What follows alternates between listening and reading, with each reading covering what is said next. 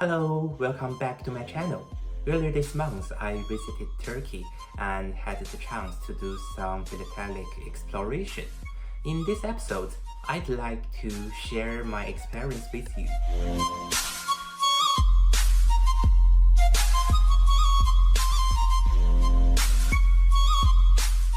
I'm still active on this channel and I'm sorry for not uploading videos more frequently.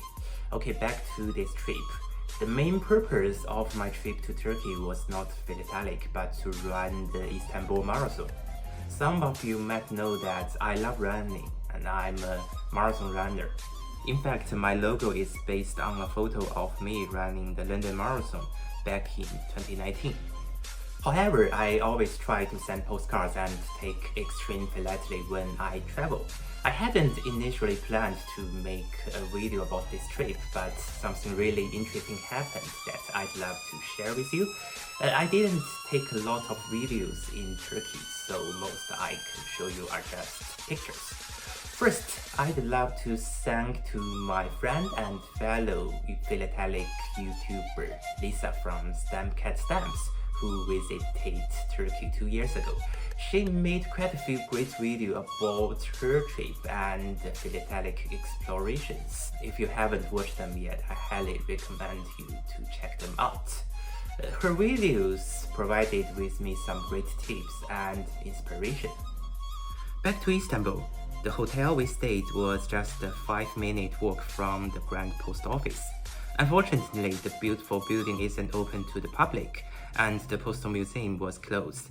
It was the same situation when Lisa visited 2 years ago. There's also supposed to be a postal museum, but unfortunately it was closed and locked. I did peek inside the window, but I didn't see anything inside.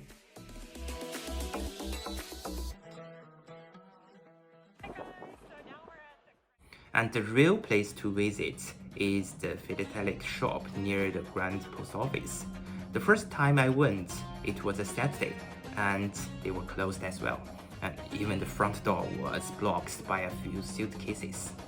Then I visited again on Monday, but I wasn't planning to buy many Turkish stamps as I don't really collect them, but there were a few I'd love to get. The first stamp was the 2012 joint issue between China and Turkey, featuring the Bosphorus Bridge in Istanbul and the Taizhou Yangtze River Bridge. I plan to use the first stamp to take an Xtremephilately photo. The second side I wanted was the 2018 joint issue between Turkey and Qatar, commemorating the 45th anniversary of diplomatic relations between the two countries. I had picked up the Qatari stamp back in 2022, so I was hoping to get the Turkish one as well. Lastly, I was also hoping to find the 150th anniversary of the UPU stamp issued by the Turkish Post Office. However, the official philatelic store only sells recent issues, so I was only able to get the UPU stamps and a few other stamps for international postcards. I didn't get much from the official store, but the good thing was that they offer free postcards. On the day I visited, the postage for an international postcard was 58 Turkish lira, equivalent to 1.28 British pounds or 1.69 US dollars. This postage rate is quite different from just a few years ago. For example, I received a post-processing postcard from Turkey back in 2021, and the postage on that card was only 4.7 lira. And in the video by Lisa, a staff member told her to use 4 stamps totaling 21.6 lira to send a postcard. However, when the card arrived to me, it seemed like the 2.4 lira stamps were missing. The rise in postage reflects the inflation in the country has been facing. At that moment in the official store, I didn't get all the stamps I wanted and hadn't found any stamps for Xtremephilately. Here are the Turkish stamps I already had, but none of them were suitable for Xtremephilately. I then visited a small charming stamp shop near Galata Tower called Kemer Arikan. The gentleman there told me that he owns the oldest stamp shop in Istanbul, and I was able to find everything I wanted at his shop, including an extra set of stamps for Xtremephilately. At first, I thought these stamps featured the Blue Mosque.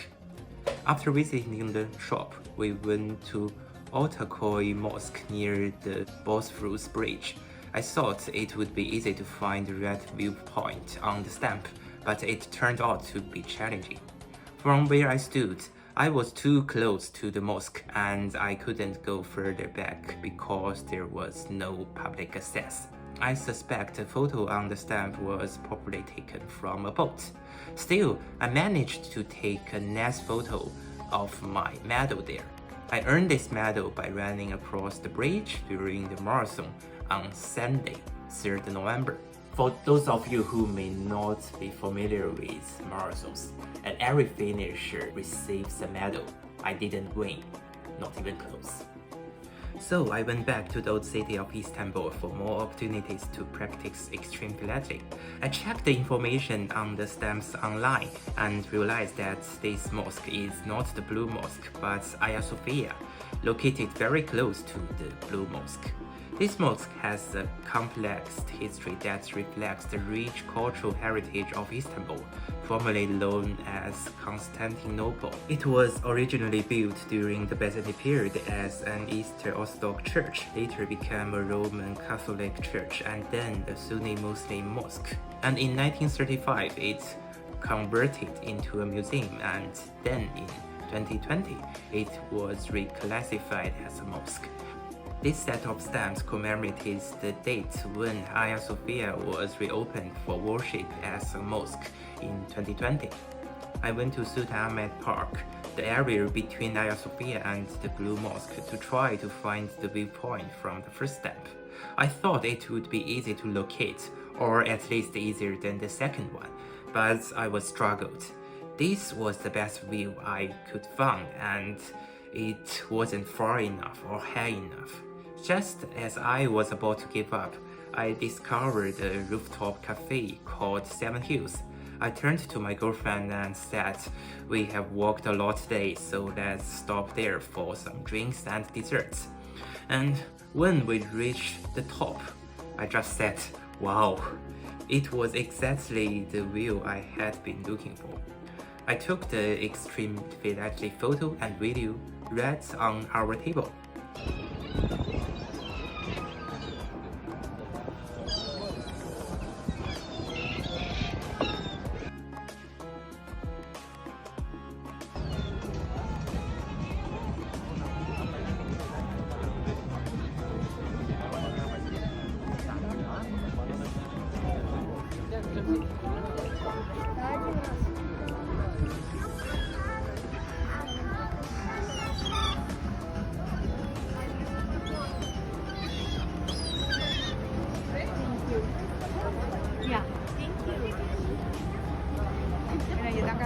And it's also a perfect spot to enjoy the sunset.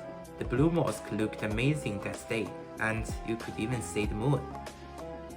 The amazing Xtremephilately experience marked the end of my short journey in Istanbul, but it wasn't the end of my Philatelic exploration in Turkey.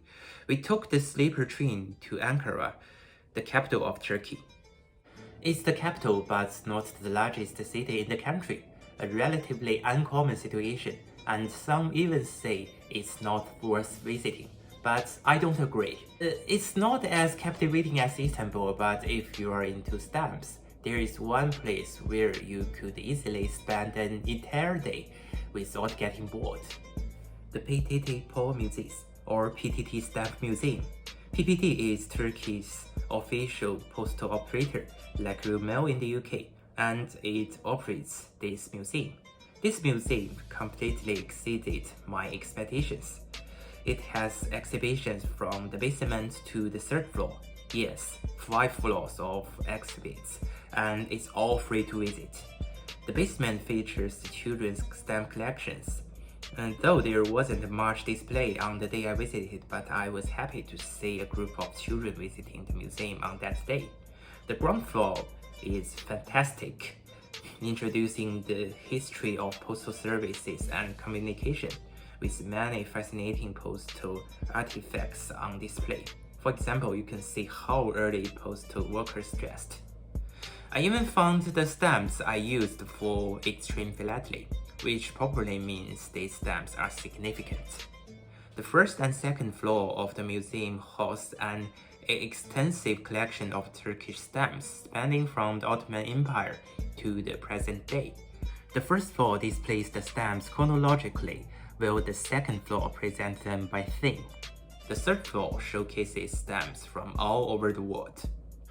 Apart from the PTT Museum, there are a few other museums worth visiting in the capital, and for you to learn more about the culture and history of this country. So that's my philatelic exploration in Turkey, and Xtremephilately, harder than I thought, and the PTT Museum completely exceeded my expectations.